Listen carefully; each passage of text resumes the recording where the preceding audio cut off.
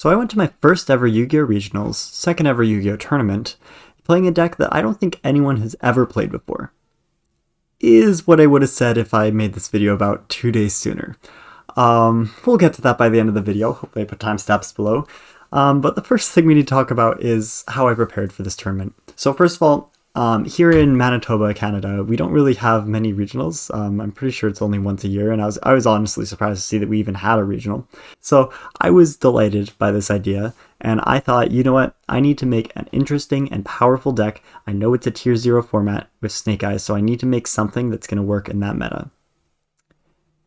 And so I chose a deck that normally is considered to be, well, if Snake Eyes is tier 0, probably tier 6. That's right, we got Timelords. So this deck idea came when I was a lot younger, and it was basically just built off of the premise that if you get Sandayon and Michon, or Michon and Michon, and Celestial Transformation, these 3 cards, then you can kill the opponent in 1 turn. That seemed very mystical to me back then. And by 1 turn, I mean like you give the opponent a turn and then it's on your turn that you kill them. Turns out that's not actually that crazy in modern Yu-Gi-Oh! But I was watching this video by MBT about murdering your darlings. In the sense that you shouldn't just play cards because you feel like playing them, or you think that other people would play it, or you think that just you should. You should come up with a good reason for playing it. And the more I thought about it, the more I realized these just are bricky, and most of the time you're just going to get your effects negated. It's not worth it to play these. But that's not to say there isn't a valid way to play Timelords and still make them work at the competitive level. So what I ended up doing is I refined my deck, I got rid of any of that nonsense, and I instead put in a whole bunch of hand traps and, of course, the one and only Dimension Shifter. If you don't know about this card, basically it shuts down a lot of the decks in the game, because a lot of decks in Yu-Gi-Oh! Require their graveyard, and it has a very nasty effect for where you can discard it from your hand, even during your opponent's first turn, and it makes it so until the end of the next turn, any card that would go to the graveyard is banished instead, which basically means it's just gone, for those of you who don't play as much Yu-Gi-Oh! So this shuts down a lot of decks in the game, that's just why it's very good. And with my deck, it doesn't stop most of its combos. I'll get into the deck list later in this video, after I talk about my journey through this regional, but it does stop me from using a good part of my deck here. So it was maybe a good choice, maybe not. There were some ups and downs from it. But it basically tried to keystone this deck into being able to defeat Snake Eyes. So every single addition and change I made to this deck, I tried to make with the idea of defeating Snake Eyes in mind. I wanted to find a way to make sure that I could break their board, even though they're considered the best deck in the game. So all I needed was to face Snake Eyes at the regionals. I proceeded to not verse any Snake Eyes players at the regionals. Yeah. Anyways, so the first thing I do when I wake up the next morning, by the way, this was the day before the regionals because I didn't have any time to prepare from university before. So I wake up ready to go, waiting, just wondering, hey, why did my alarm not go off? And I was like, I must have just woken up early. I look at my alarm. I woke up an hour later than I was expecting. I only really gave myself like 40 minutes of extra leeway before the tournament started. So by my original calculations, I should have been 20 minutes late, which is pretty bad. Luckily, there were 15 minutes extra that I didn't realize I had to write my deck list and hand it in, but that still leaves me 5 minutes behind schedule. And the thing is, I prepaid for this tournament, and I paid a decent amount, around like $35. So I was kind of in panic mode. I quickly threw everything together. I got like the fastest shower I could, and I headed out to regionals. I grabbed and I stuffed my bag full of stuff. I ran out the door, and I started running towards the bus stop. The thing is, I look down at my phone and I realize, oh shoot, I'm running in the wrong direction.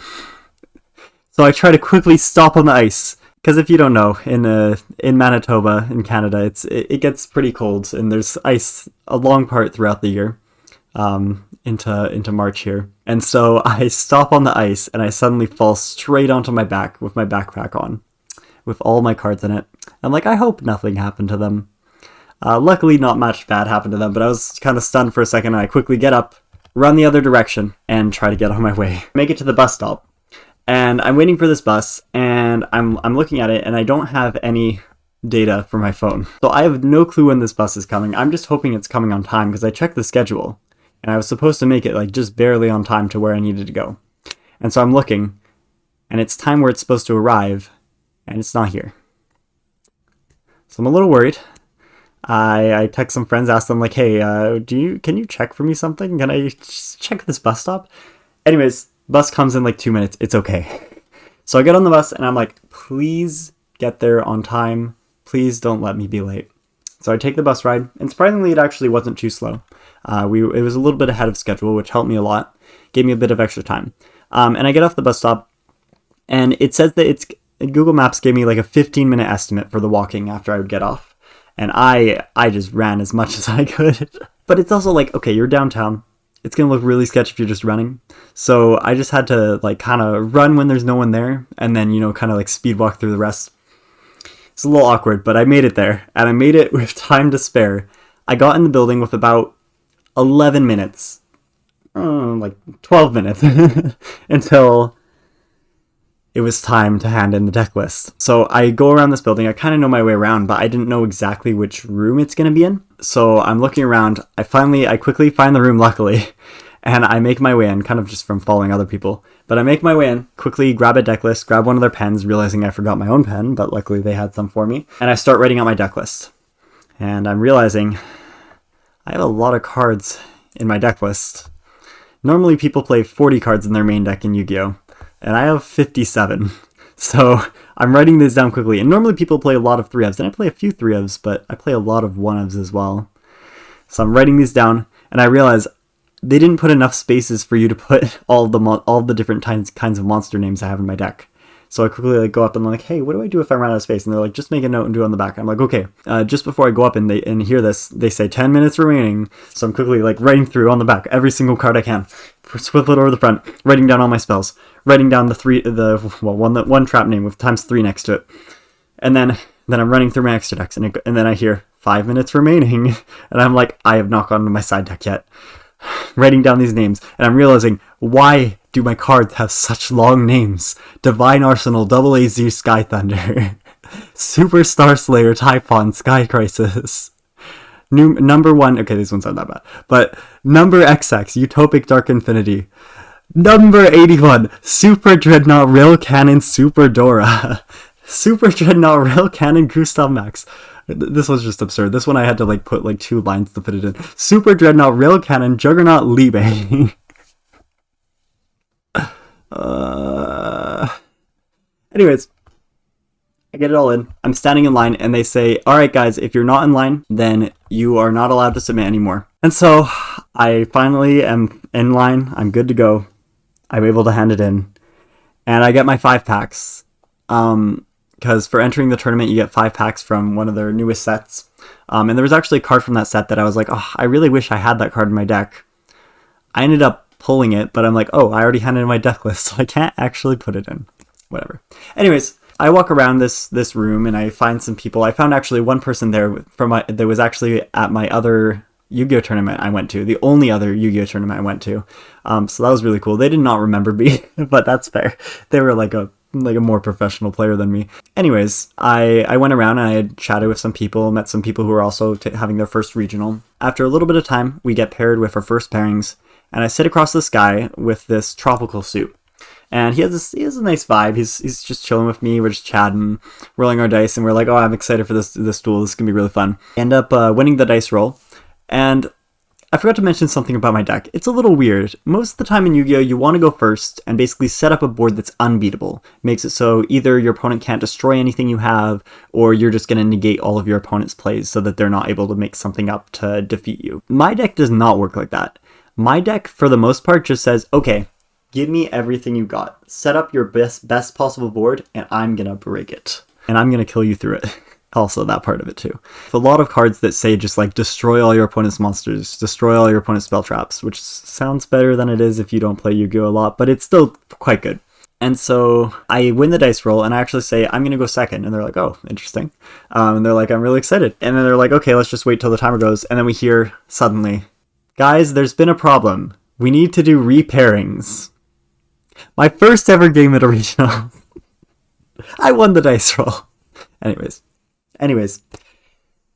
We're like, we say to each other, well, I was going to have a fun duel against you. I hope that I get to see you later in the tournament. I hope that we have similar results so that we can find each other again.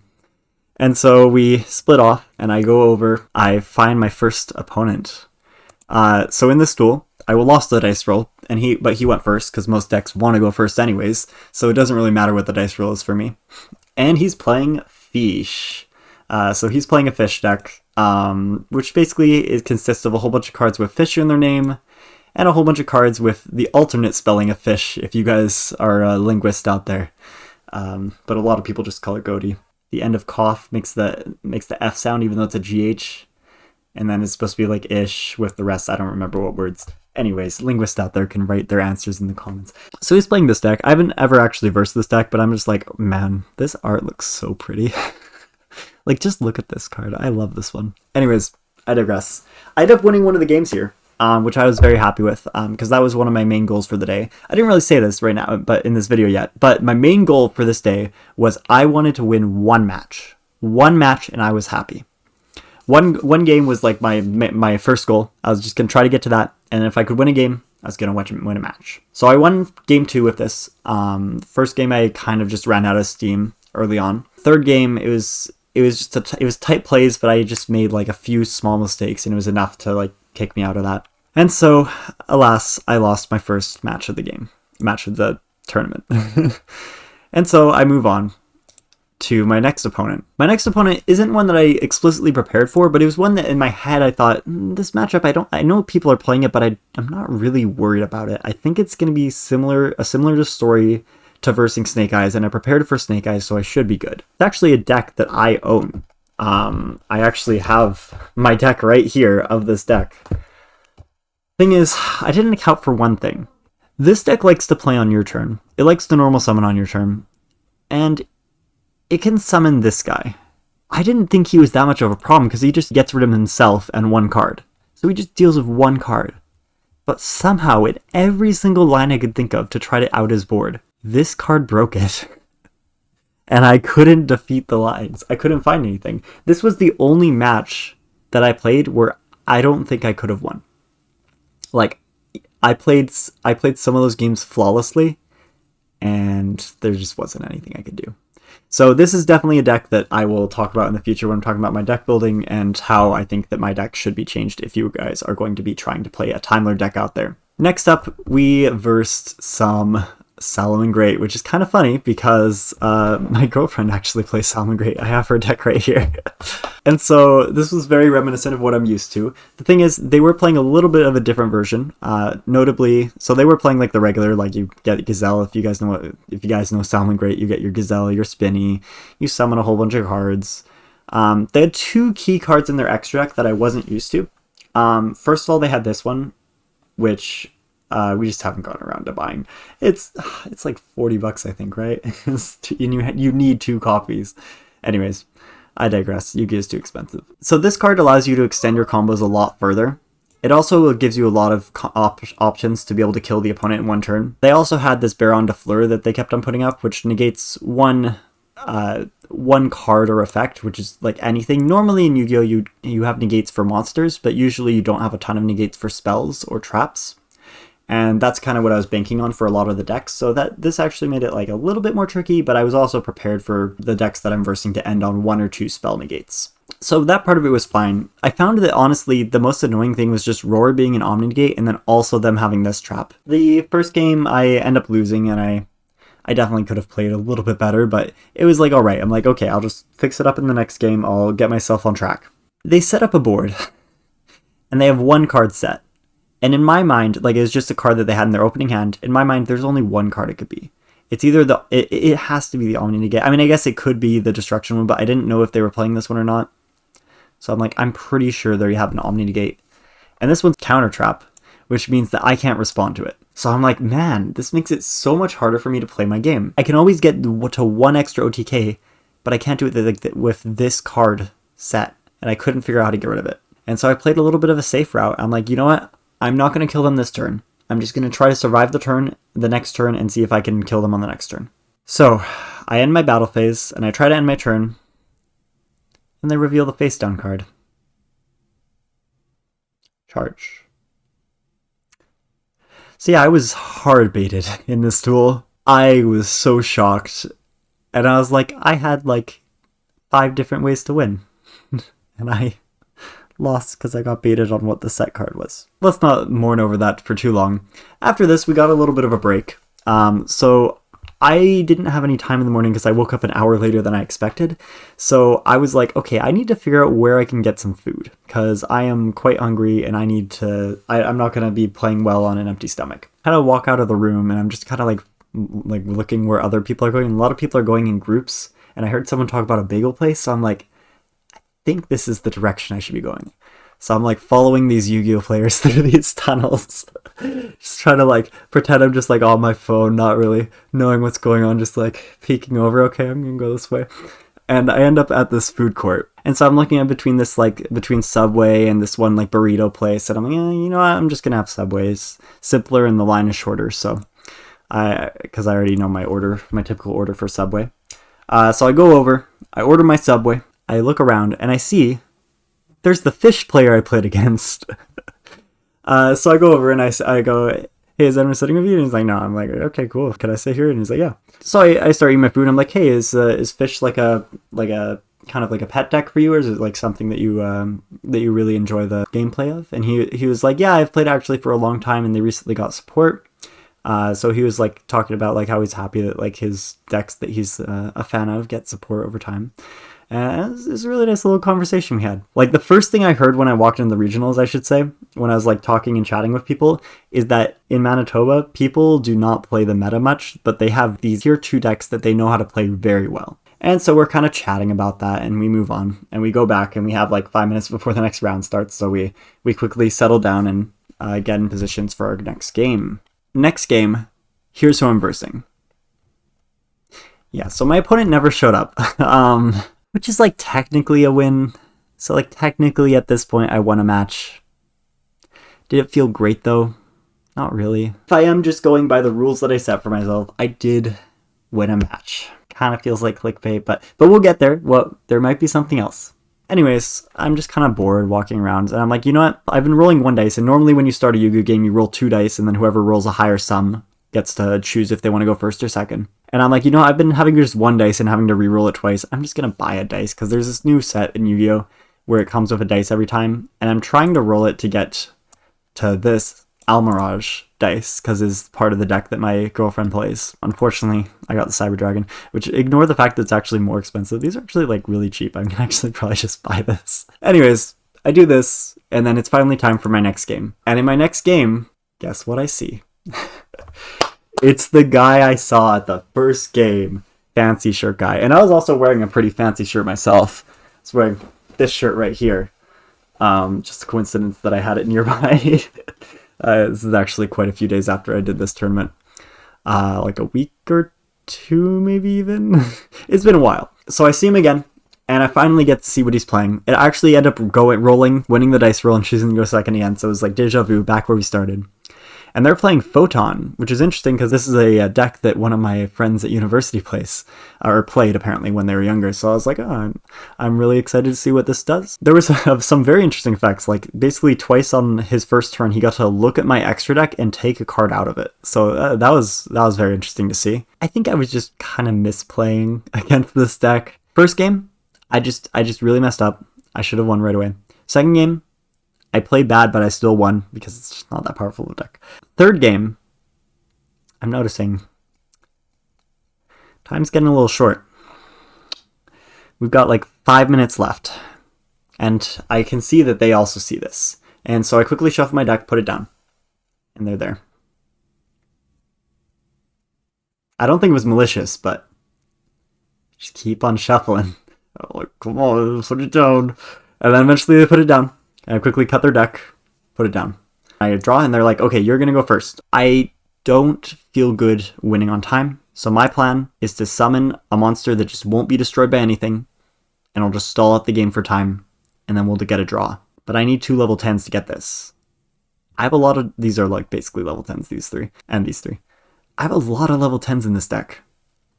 I only drew one.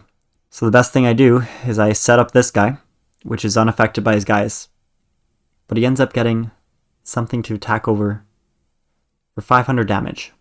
But I've negated everything else he can do, so there's no way he's winning this duel. He says battle phase, and they say time's up. Thing is, in Yu-Gi-Oh, when they say time's up, you're allowed to finish the current phase that you're in. So he's allowed to attack. He attacked me for 500 damage, and I lose the duel. I was pretty tilted after this, so I didn't play very well for the next few games. By the way, at the beginning of this tournament, they told us that there's 69 players playing, and that means we'd have 7 rounds. That was round 5, so we're on to round 6, and I verse Magispector. So Magispector, they got some new support recently, and they're an okay deck. Honestly, I don't think there's anything too crazy with this deck. These guys just kind of have like protection on them. Yeah, cannot be destroyed by opponent's card effects. I end up stealing one of these guys and abusing that fact, which is kind of funny. They have this annoying negate as well, which can negate your summon. I play against them, I win the first game, and I'm like, you know what? This is my shot. I'm going to properly win a match. And so I play the second game, and they realize I'm going second, and they side in 3 copies of this card. This card says, if only you control the spellcaster, your opponent cannot activate spell cards. And they had a very consistent way to set this up. So they go first, they set this up, and I draw a hand with 4 spell cards and a monster that needs me to activate them to actually do anything. I lose the game. So I side deck, and I draw for turn. I let them go first. I should not have let them go first. Same exact thing happens. My hand is almost entirely spells. They set this up, and I lose. That was a hard match to lose.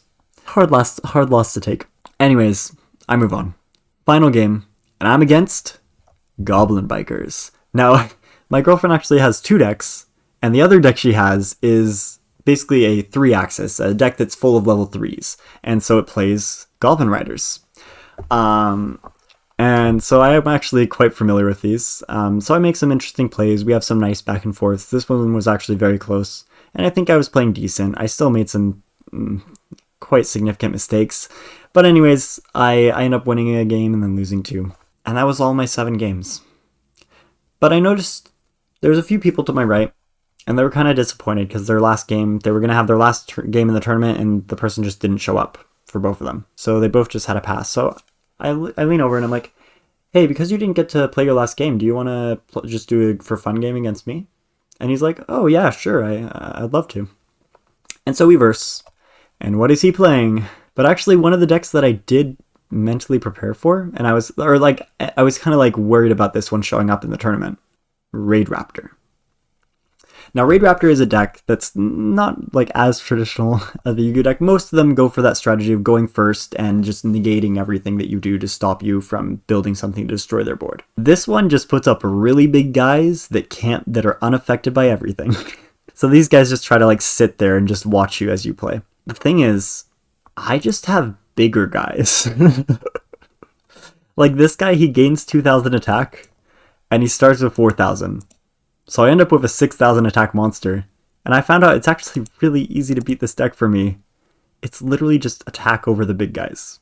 Just destroy everything else, and then just attack over them. And I end up winning 2 games against them.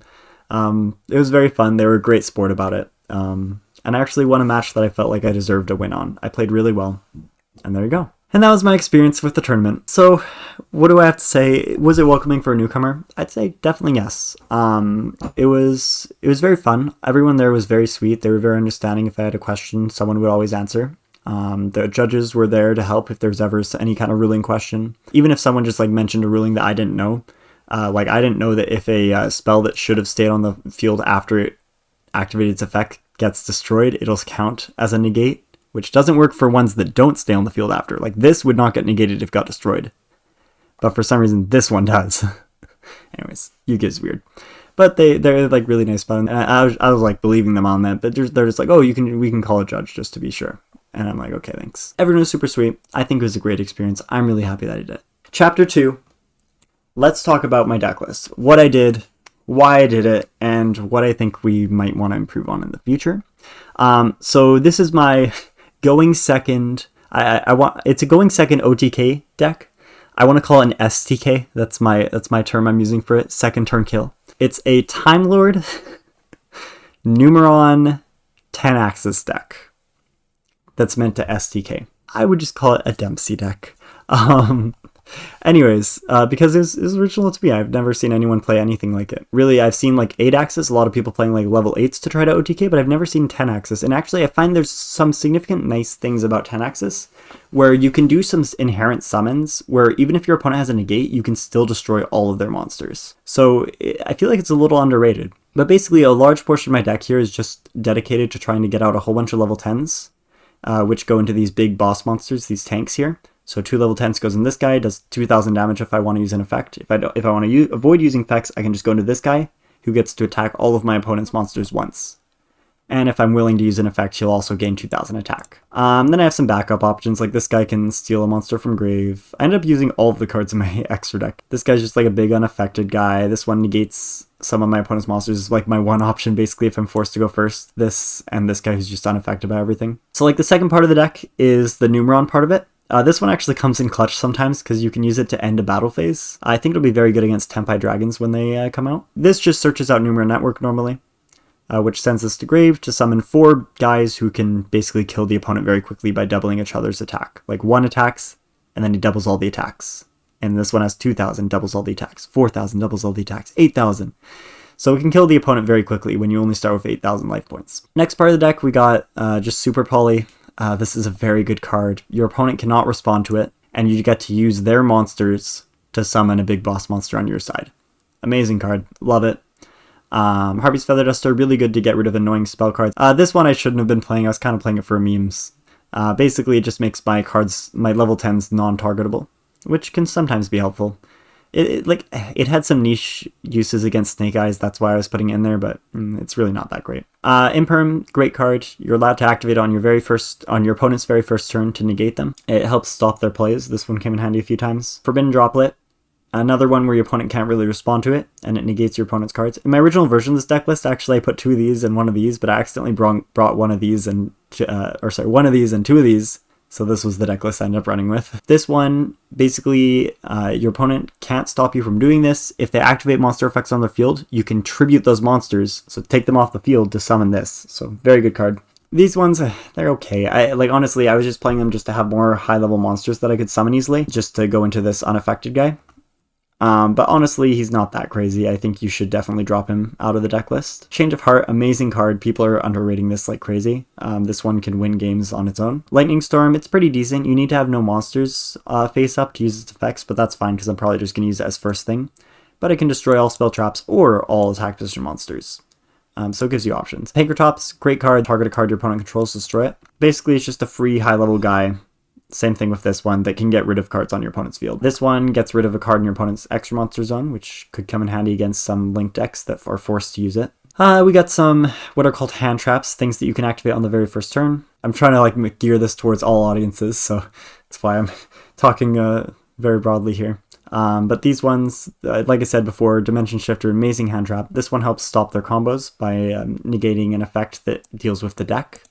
And this one stops by negating an effect that deals with the grave. I'm playing 1 of these. In my opinion, you shouldn't play more than 1. I know it might be a little controversial, but it is a hard once per turn, and it's something where if you see 2 Ash in your hand, it kind of just feels bad.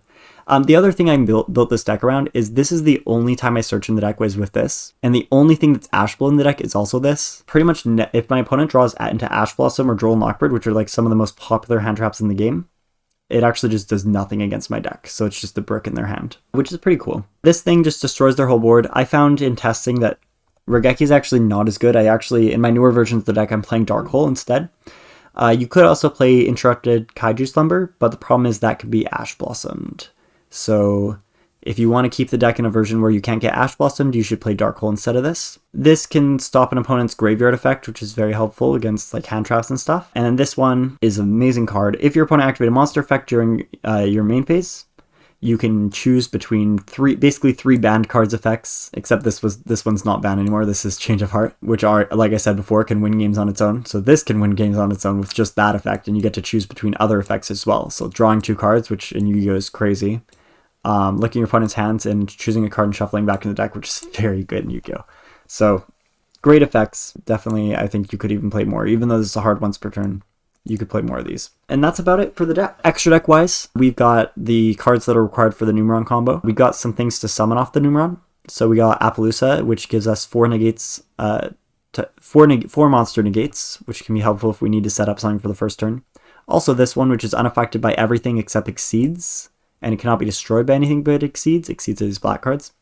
So a lot of decks just don't play Exceeds, and it's actually pretty easy to keep this guy on the board, and he's just a really big guy and annoying to get over for your opponent. So we basically get the same thing that Raid Raptor gets, but with this guy. And then we got this one, which is just if you have 3 high-level monsters, you can summon him, and he's unaffected by monsters. And then also, if you summon him with 3 monsters with 3 different types and 3 different attributes, then you get to use him as to wipe the board every single turn, destroy all other cards on the field. These cards, which are the big boss monsters that you summon using your opponent's cards for Super Poly. For my level 10 stuff, we've got this guy, which can become unaffected really quickly, which is nice.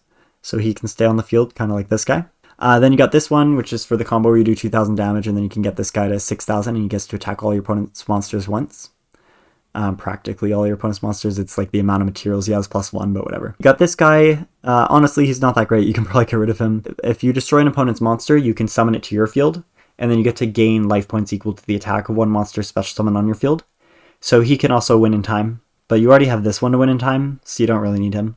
And then you got Typhon, which is a great card. If your opponent special summon from the extra deck 2 or more times this turn or last turn, so if your opponent sets up and they summon from the extra deck, which they probably will, then you can summon this guy. And he gets to pop a card off the field, and he negates anything with 3,000 or more attack, just permanently, like he just negates it not once per turn. Pretty crazy.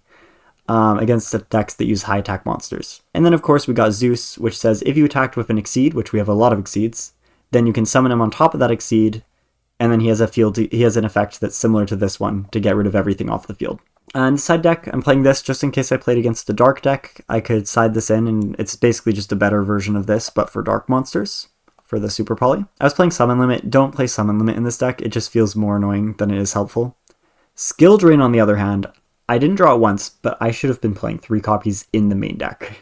This card is actually really good in this deck, because you just summon really big guys, and if you can just make everything unaffected, and then you just have back row that helps protect you, and then you make it so all of your monsters don't have effects, and all of your opponent's monsters don't have effects, you're just going to win because you have the bigger guys.